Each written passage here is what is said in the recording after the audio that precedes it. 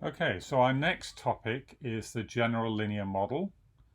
The learning objectives for this chapter are to understand how to model the effect of categorical and continuous variables together on a continuous variable. So we can integrate the idea of multiple regression that we discussed in chapter 11 with the analysis of variance for factors that we discussed in chapter 12 to get what is called the general linear model, or is sometimes called analysis of covariance. This allows investigation of which factors or groups and which covariates or linear relations are useful in explaining the variability in the data. Of course, for individual covariates, we can use the t-test, but we already know this is statistically equivalent to an f-test. So the t-test is a test of the null hypothesis that the slope coefficient is 0. We can also allow for interactions not only between factors, which is what we discussed before, but also between factors and covariates. That means different slopes for different groups. So interactions between covariates, of course, are just cross products of covariates. So in all cases, we can again use diagnostic checks of the assumptions. We can save the residuals and test if they're normal. We can plot the residuals against the predictors and look for a pattern in the center or for a pattern in the spread. And we can also plot leverage for each predictor to see if certain data points are very influential.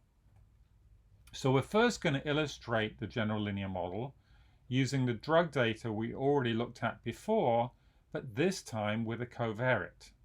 This covariate X is actually the baseline measurement of Y. In other words, what was Y before we took the drug as opposed to what was Y after. So we're going to investigate first of all whether there is a drug effect and whether there is effect due to the baseline measurement. And we also will examine whether there might be an interaction between the drug and the baseline measurement. So let's have a look at the outputs. So on the left-hand side, the graph there is showing you that not only are we allowing that Y depends on X, not only are we allowing that there is a drug effect, so a drug effect would be different interactions, which means different intercepts, not different interactions, different intercepts of these lines. So in other words, when X is 0, do they intersect at different points? And then lastly, interaction between drug and baseline, which means different slopes. So the model we're fitting here, you can see in the graph with the different colors that depending on whether it was drug A, drug D, or the placebo F, we get different lines with different slopes. And the overall adjusted R squared for this model is about 62%, with a root mean square error of about 4. But if we look at the right-hand side, so first of all, we've again got our analysis of variance. So this is showing us the omnibus test with our complete model that has both drug, baseline, and interaction terms. So we've got one parameter from the baseline, 2 parameters from the 3 drugs in our 3 groups, and then we've also got 2 more parameters from the interaction effect, meaning that the slopes are different. So that's a total of 5 degrees of freedom. So the mean square for that is 178. Similarly, for the residual, we've got 24 degrees of freedom left. That gives a mean square of about 16. So the F ratio is about 10. So that's very strongly significant. So there's absolutely no doubt that overall our model is helpful. However, when we look at the effect test below in the bottom right-hand corner, you can see the story is rather different from what we assumed before. So first of all, it's saying there appears to be no interaction, meaning although we have fitted 3 different slopes, we could probably use the same slope in all cases. Then you can see it's telling us the baseline measurement is extremely significant. That's got an F ratio of about over 30. And then lastly, the strange part is it's now telling us that the drug effect is not significant. So given that the interaction is not significant, we're first of all going to remove the interaction just in case that's distorting the picture we see when we look at the drug and the baseline. So now you can see in this time in the top left-hand corner, we have 3 parallel lines. In fact, you can barely see that there are 3 parallel lines because the drug A and drug D parallel lines are so close to each other that they're indistinguishable. So we can see here we've got the line of fit for drug F, which is the blue line, and then below we've got the 2 lines of fits for the 2 drugs A and D. So our R squared adjusted, you can see, is now about 64%. That compares to the 62.7% we got in this model. So actually the adjusted R squared has gone up, even though we have simplified the model. So of course the R squared has gone down, right? We did have 691, now we've gone down to 676. But the R squared adjusted, which removes the bias in terms of fitting more parameters, has gone up. So this does appear to be a better model. But if we look on the right-hand side, yes, our overall F ratio statistic is 18. But if we look at the effect tests, you'll see, yes, the baseline is strongly significant, but the drug effect is still not significant. The observed significance level is about 14%. If we look at the parameter estimates, you can see it's telling us that the coefficient for X is nearly 1. It's very close to 1. It's well within 1 standard error. In fact, it's only a tiny fraction of a standard error away from 1. Right? So that's implying that what effect there might be is essentially telling us it's on the difference between X and Y, because it's essentially subtracting the effect from Y. So if there is a drug effect, it's affecting the change, Y minus X. And that effect you can see for both drug A and drug D, we're decreasing by about 1.2 units. So you can see, however, that neither of those results are significant, not even close to significant. So the fact that the coefficient of the baseline is close to 1 suggests we could actually simplify this back down to analysis of variance problem by looking at the change in the outcome. In other words, the question is, we're saying the easiest way to remove the effect of the baseline is to look at the change. In other words, did people improve after they were given the treatment relative to how severe they were at the beginning? So let's have a look at this outcome. So this time we can see that the plot isn't very interesting because remember we've just got the 2 groups, right? We've got the 3 groups. We've got the placebo, drug A and drug D. In fact, drug A and drug D look almost exactly the same. So now the adjusted R squared is much smaller. That's because we've removed the baseline effect, right? So we're just looking at the change. Can we detect this? So you can see the overall significance level is it is slightly smaller, but it's still about 10%. So in other words, we're not persuaded that there really is a difference between our 3 groups. In terms of the baseline, we can try and do a little bit better by looking at the contrast. So in the same way as before, the average of the 2 drug groups against the placebo, that brings us to an observed significance level of about 3.7%.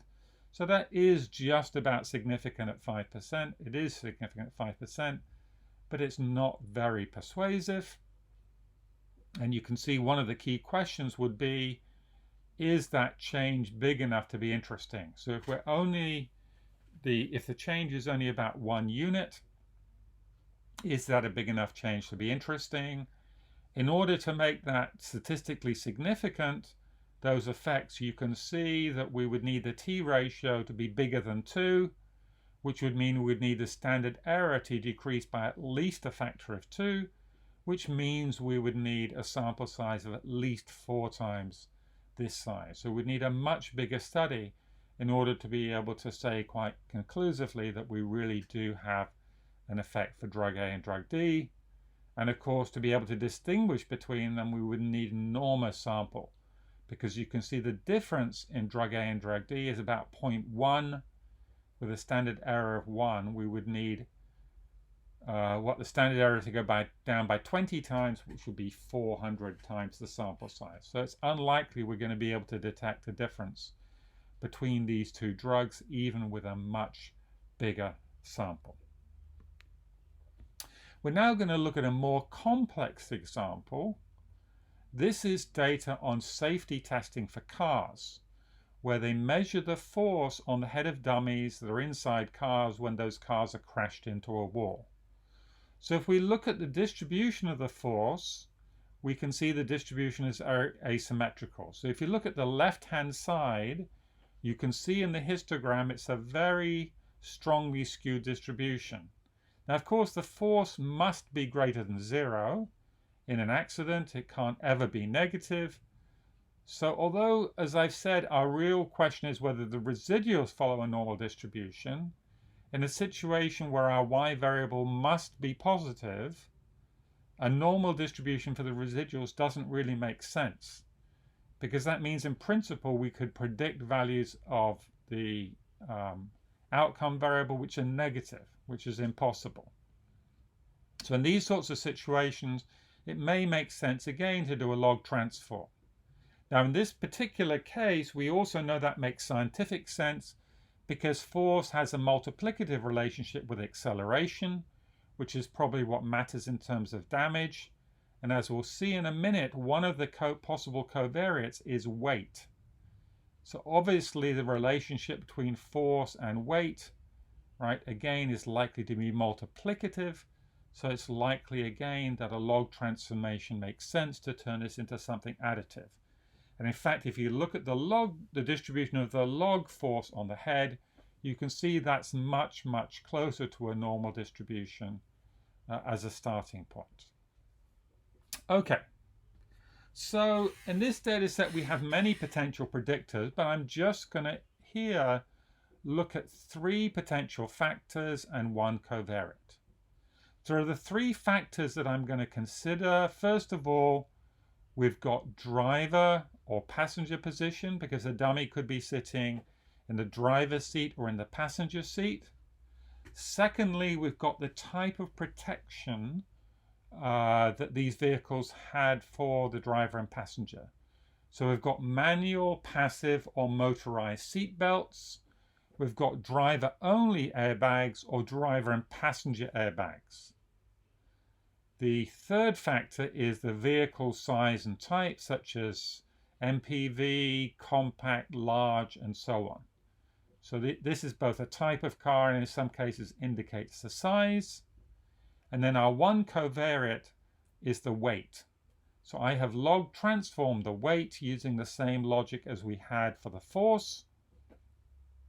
So we're going to first of all look at 2 relatively simple models. The first one is about the protection. So that's, is it driver or passenger? What form of protection is being used? And is there a possible interaction between those 2? The second model is looking at the vehicle characteristics, meaning what is the vehicle type, what is the log of the weight of that vehicle, and is there a possible interaction? So the possible interaction there, of course, would mean that the effect of weight is different depending on the vehicle type. So let's have a look. So if we look on the left-hand side, you see our adjusted R squared is nearly 20%. It's telling us in the bottom left-hand corner that the interaction effect between driver and passenger and protection is significant at about 1.8%. It's telling us the protection on its own is also significant. Driver-passenger, it says, is not significant, but actually, given that the interaction effect is significant, this is not really very relevant. And you will see that the overall F-test for this model, which has 9 parameters, is strongly significant. Right? We've got an F ratio of around 10 and an observed significance level of below 0.01%. So although this is not that successful a model in the sense we're only explaining less than 20% of the variability. We're quite sure that there is an interaction between our two factors, and so we can't simplify our model below this. And I've also shown here the AIC and the BIC. On their own, those numbers are not very meaningful, but we need to compare those to the AIC and BIC that we get for other models. So on the right-hand side, you will see our model has a slightly lower adjusted R-squared. This one's about 18%. The AIC, you'll see, is not quite as low, and the BIC is not quite as low. So both AIC and BIC prefer the model on the left to the one on the right. But let's have a look at the one on the right. As we said, this is quite different in its nature. So this is still very strongly significant overall. Our F ratio is about 6. And again, the interaction term here between weight and vehicle type is quite strongly significant. It's significant at 0.27%. So although log weight is not significant on its own, that's not very important. The key thing is our model overall is important, and because the interaction is significant, it's not obvious how we can simplify this model. So having seen this, you might think, well, the factors on the left-hand side are quite separate in their meaning from the factors in the covariates on the right-hand side. What happens if I put those all together in my model? So I put all 4 of my variables plus those 2 interaction terms. So I'll have 3 factors, 1 interaction between 2 factors, 1 interaction between a factor and a covariate, as well as my covariate. So this more complex model includes all the factors and covariates from both of those models. So if we look at this, interestingly, you'll see the AIC is much, much smaller. So the AIC says this is definitely the best model, but the BIC still prefers the first model we looked at. So presumably because we know that BIC penalizes the parameters more than AIC does, so BIC is more strict in the sense of wanting to penalize complex models more. So let's look at overall. So overall, we can see the adjusted R-squared has gone up to about 28%. So from that perspective, this is clearly a better model. Now you'll notice this time we've got a lack of fit test in there.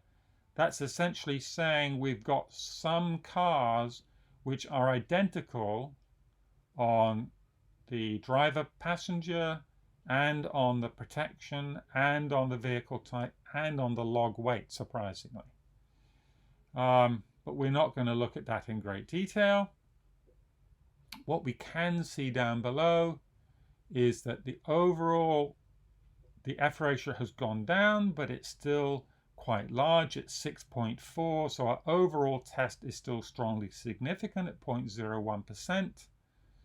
And if you look at the effect test in the bottom left-hand corner, you will see that the interaction between driver, passenger, and protection is still significant. That's significant at about 1%.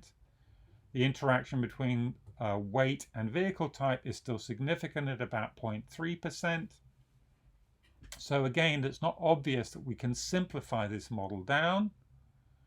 So let's have a look at the middle table. So what is this middle table telling us? The middle table is telling us what is the best prediction for each of the combinations of driver, passenger, and protection. In other words, after taking into account the vehicle type, after taking into account the weight of that vehicle, what is our best prediction? So essentially it's saying after we control for log weight and vehicle type, what on average is our best prediction for the effect in these different situations. So if we first of all look within the passengers, so within the, let me look first within the drivers. So within the driver situations, remember that the bigger this number, the worse the situation. So you can see the worst is manual belts, followed closely by passive belts, then motorized belts, and then much better are the two airbag situations. Now, in fact, if we think about it, there's no reason why the driver situation should be any different based on whether the passenger has airbags, right? So driver airbags and driver and passenger airbags, which is the first two entries, should be the same as far as the driver is concerned, and indeed you'll see they are pretty close, 2.74 and 2.72. As I said, the belts are all in the range of somewhere around 2.9 to 2.95. So you can see it's quite clear that airbags are safer than belts. If we look at passengers, so we can see that for the passengers, the manual belts again are the worst. Motorized belts are next, followed by passive belts. And then, of course, driver and passenger airbags are much better. Now, the driver-only airbag, you can see, is similar to the motorized and passive belts, which is what we would expect, because it's likely that the ones with driver airbags still have a motorized belt for the passenger. So we would expect the passenger with driver airbag to be essentially the same as passenger with motorized belt, and indeed it is almost identical.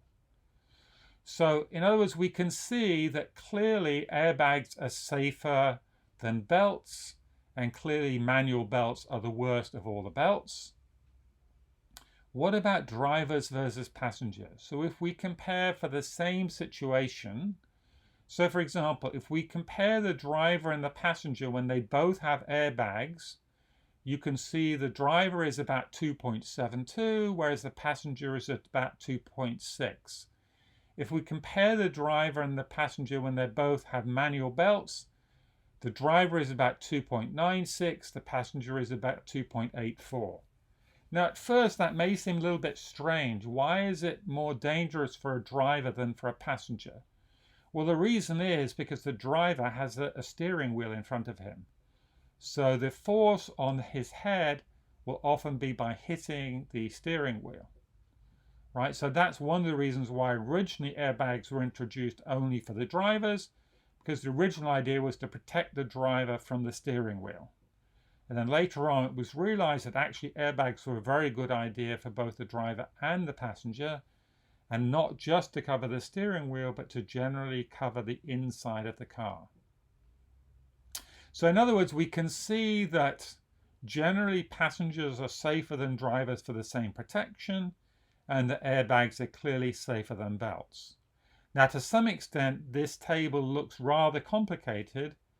I don't have time to show you here, but I have done another analysis where I essentially just asked the question, what if we just model it in terms of whether you're a driver or a passenger, and whether, regardless of being a driver or passenger, do you have an airbag protecting you, or do you have a seatbelt protecting you? And in fact, in that situation, there is no longer an interaction between the driver-passenger role and the protection, because that takes into account what was the protection for you individually, rather than what is the protection model for the whole car. And that model actually gives even better AIC and BIC. Okay? And then finally, the plot on the right-hand side is showing us the plot for the residuals, the normal quantile plot, and you'll see it's quite respectable. Those points are really quite close to the diagonal line, suggesting it's quite reasonable to have the assumption that the residuals follow the normal distribution, given that we have done this log transformation both of the force and of the weight of the vehicle. Okay? Thank you very much.